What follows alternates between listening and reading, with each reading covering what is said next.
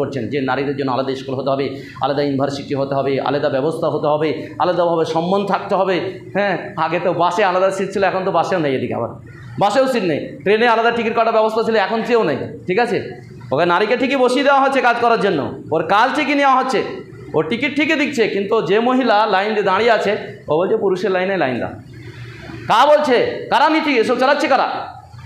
অতএব এইসব বর্বরতা এবং জাহিলিয়াতি এবং এইসব মূর্খতা সমাজ থেকে দূর করতে হবে আপনাকেই। যদি আপনি দূর না করতে পারেন পরকাল হারাবে। এটাই রাসূলুল্লাহ সাল্লাল্লাহু আলাইহি ওয়াসাল্লাম বলেছেন যে আল্লাহ রাসূল সাল্লাল্লাহু আলাইহি ওয়াসাল্লাম বলেছে 3 শ্রেণীর লোকের উপরে জান্নাত হারাম, তার মধ্যে হচ্ছে দুইউস। একজন হচ্ছে কি?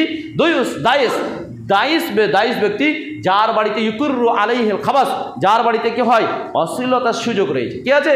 অশ্লীলতার সুযোগ রয়েছে। যার বাড়িতে সবাই প্রবেশ করে, কি করে? যার বউয়ের সাথে সবাই কথা বলে, যার বউ সবার জন্য ফ্রি, যার বেটি সবার জন্য ফ্রি। কথা বলে তা কি হয়েছে? আরে কথা বলছে তো কি হয়েছে? গল্প করেছে তা কি হয়েছে? কোনো অসুবিধা নেই। বহু ঘটনা আছে এরকম, বড় চাঙ্গা ছোট চাঙ্গা আছে কি নাই? বউ পালিয়ে গেছে রাতারাতি। হ্যাঁ, ফ্যামিলিকে ঠিক না রাখলে কোনো বেটার ক্ষমতা নেই ঠিক রাখা। শয়তান তো রয়েছে, শয়তান তো রয়েছে। তখন একবারে জ্বলে পুড়ে মরে যাবেন। কি হবে? জ্বলে পুড়ে। এমন ঘটনা ঘটেছে, বইয়ের নামে সব জমি জায়গা দিয়ে দিয়েছে, বউ ওখানে পালিয়ে গেছে, কি করবে? অতএব এইসব ফিতনা থেকে মুক্ত হওয়ার জন্য নবী মুহাম্মদ সাল্লাল্লাহু আলাইহি সাল্লামের নীতিতে আসলেই তবেই শান্তি পাবেন এবং তবেই সুখ পাবেন। আর নইলে কী হবে? সব কিছু করবেন, পরকালও হারাবে, দুনিয়াও হারাবে, শান্তিও হারাবে। আল্লাহ আমাদের বোঝার তৌফিক দেয়।